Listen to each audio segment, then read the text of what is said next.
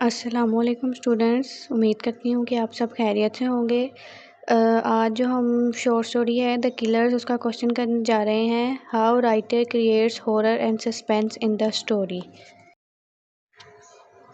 Question है हमारा, how writer creates horror and suspense in the story. तो सबसे पहले हम राइटर का इंट्रोडक्शन देंगे कि Ernest Hemingway 1899 to 1961 was an American novelist, short story writer and a journalist. His economical and understated style, which included his iceberg theory, had a strong influence on 20th century fiction. Hemingway produced most of his works between mid-1920s and mid-1950s, and he was awarded by the 1954 Nobel Prize in Literature. Many of his works are considered classics of American literature. इसमें यह है कि Ernest Hemingway जो है वो 1899 में पैदा हुआ और 1961 में उसकी वफ़ात होगी। वो एक अमेरिकन नावलिस्ट था, शॉर्ट स्टोरी राइटर भी था और एक जर्नलिस्ट भी था। उसका जो स्टाइल है उसके अंदर आइसबर्ग थ्योरी पाई जाती है, जो कि 20वीं सेंचुरी के जो लोग फिक्शन लिखते थे उस पर उसका बहुत सा असर है। हेमिंगवे जो है उसने ज़्यादातर अपना जो काम लिखा है वो 1920 की दरमियानी और 1950 की दरमियानी दहाई में, और 1954 में उसको लिटरेचर में नोबेल प्राइज़ दिया गया था, और ज़्यादातर उसका जो काम है वो अमेरिकन लिटरेचर के क्लासिक्स कहा जाता है। आगे है the killers is a short story written by Ernest Hemingway, first publish in 1927. It is a master class in building suspense and creating a sense of through various literary techniques. Here are some ways in which Hemingway achieves this. कहता है कि जो short story killers है Ernest Hemingway ने लिखी है, जो कि 1927 में पहली दफ़ा पब्लिश हुई। ये एक मास्टर क्लास है क्योंकि इसमें बहुत सस्पेंस पाया जाता है और बहुत सारी लिटरेरी टेक्निक्स के ज़रिए हमें ये शो होता है। ये वो कह रहा है here are some which Hemingway achieve this. थोड़ी सी आगे उसने बताई हैं कि कौन कौन सी वेज है जिससे हमें हॉरर और सस्पेंस जो है फील होता है। नंबर 1 है हमारे पास atmosphere. Hemingway sets a dark and foreboding atmosphere from the beginning of the story. Hemingway जो है उसने कहानी के आगाज़ से ही एक तरीक पेशगोई करने वाला माहौल तरतीब दिया। फॉरबोर्डिंग कहते हैं पेशगोई। The setting is a small town diner on a winter evening with empty streets and a sense of isolation. आगे वो कहता है कि ये जो उसने मौसम जो उसने स्मॉल टाउन जो सेटिंग है प्ले की वो क्या है, एक स्मॉल टाउन डिनर शॉप है, एक सर्दी की शाम में एक छोटे से शहर के खाने की है, जिसमें खाली सड़कें जो हैं वो तन्हाई का एहसास दिलाती हैं। The descriptions of the weather, the dimly lit room and the characters actions contribute to a feeling of impending doom. फिर वो आगे कहता है कि मौसम की तफसील, मध्यम रोशनी वाला कमरा और जो किरदार के अमाल हैं वो आने वाले अजाब का एहसास दिलाते हैं। नेक्स्ट है dialogue. The conversation between the two hitman Al and Max creates tension and suspense. कहता है कि जो दोनों कातिल हैं एल एंड मैक्स, उनके दरमियान जो बातचीत होती है वो तनाव और सस्पेंस पैदा। They speak in cryptic and ominous language revealing the sinister intentions. फिर वो आगे कहता है कि वो जो एलन मैक्स जो हैं वो क्रिप्टिव कहते हैं खुफिया, और ओमिनस कहते हैं मकरूह। तो वो जो है वो खुफिया और मकरूह गुफ्तगू करते हैं, और उससे जो है क्या पता लगता है, एक रीडर को पता लगता है कि उनके तारीख मंसूबों के बारे में। Hemingway uses dialogue sparingly but effectively allow the reader to imagine the full extent of the character dark plan। वो कहता है हेमिंगवे ने जो है कम लेकिन मौसर तरीके, इफ़ेक्टिवली कहते हैं असरअंदाज होने वाले, तो हेमिंगवे ने जो है कम तरीके इस्तेमाल किए हैं लेकिन एक असरअंदाज होने वाले, जिससे रीडर्स को क्या पता लगता है कि किस उनके जो तारीख उन्होंने मंसूबे बनाए हैं एल एंड मैक्स ने, उनके बारे में रीडर्स को पता लगता है। नेक्स्ट है फोरशैडोइंग कहते हैं पेशगोई।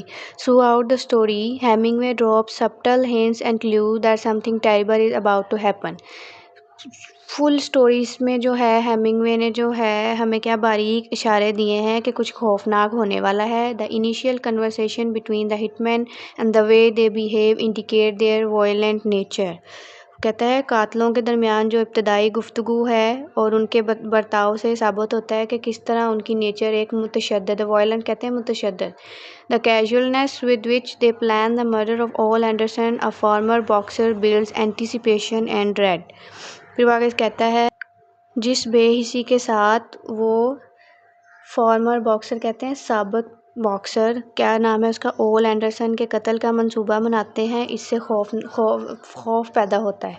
नेक्स्ट है हमारे पास पेसिंग। पेसिंग कहते हैं रफ्तार। Hemingway control the pacing of the story to heighten suspense. Hemingway जो है वो सस्पेंस को बढ़ाने के लिए कहानी की रफ्तार को कंट्रोल करता है। He slows down the narrative during key moments emphasizing details and drawing out the tension. वो जो है वो अहम लम्हात के दौरान के बयानिए को कम करता है और तफसीलात पर ज़ोर देता है, जिससे जो है और तनाव को निकालता है। For example the extended description of the room and the waiting period for Ole Andreson to arrive at the diner shop intensify the reader's anticipation. मिसाल के तौर पे वो कहता है कमरे की सही तफसील और ओल एंडरसन के वहाँ आने के लिए इंतज़ार की मुद्दत जो है वो कारी जो रीडर है उसके सस्पेंस को बढ़ाती है कि ओल एंडरसन आएगा तो आगे क्या होगा। नेक्स्ट है हमारे पास imagery. Hemingway vivid imagery contribute to the horror and suspense. Hemingway ने जो इमेजरी यूज़ की है वो खौफनाक और सस्पेंस की मंजरकशी करती है। ठीक है, he uses descriptive language to paint gruesome pictures such as when he described Mac's cold dead eyes and the guns they carry। फिर उसके बाद वो कहता है कि वो खौफनाक तस्वीर जो पेंट करने के लिए वजाहती ज़बान का इस्तेमाल करता है, जैसे कि जब वो मैक्स की सर्द और मुर्दा आंखों और उनके पास जो बंदूकें हैं उनको बयान करता है। This imagery enhances the sense of danger and brutality lurking beneath the surface. तो ये जो उसने मंजरकशी की है ये स्टोरी के नीचे जो छुपे हुए ख़तरे और वहशत के एहसास को बढ़ाती है। उसके बाद है अनरिजॉल्व कॉन्फ्लिक्ट। अनरिजॉल्व कॉन्फ्लिक्ट कहते हैं कि बग़ैर किसी नतीजे के जो लड़ाई है उसको कहते हैं। Hemingway leaves the story unresolve adding to the sense of horror. Hemingway जो है उसने स्टोरी को अनरिजॉल्व छोड़ दिया है, मतलब उसने मसले को हल नहीं बताया लेकिन उसने उसके अंदर खौफ को ज़ाहिर किया। Ole Anderson does not make an appearance and the hitman eventually leave the diner without carrying out their plans.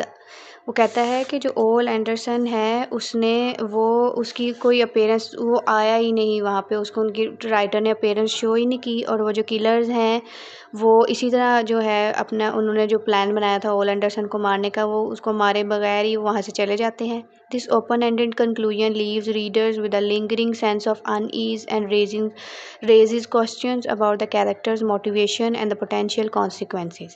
कहता है कि ये जो ओपन एंडेड कंक्लूजन है जो कारी रीडर है उसको एक बेचैनी ज़ाहिर करता है और उसके दिमाग में क्वेश्चंस उभरते हैं कि क्या ओल एंडरसन को उन्होंने मार दिया या स्टोरी का क्या एंड हुआ। Overall Hemingway creates horror and suspense in the killer through a combination of atmospheric setting, menacing dialogue, foreshadowing, deliberate pacing, vivid imagery, and unresolved conflict.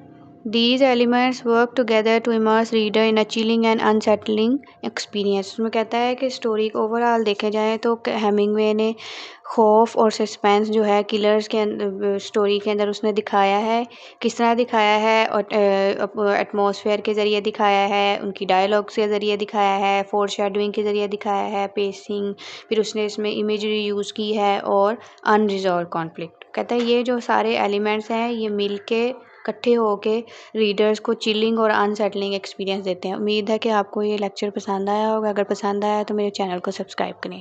Thank you.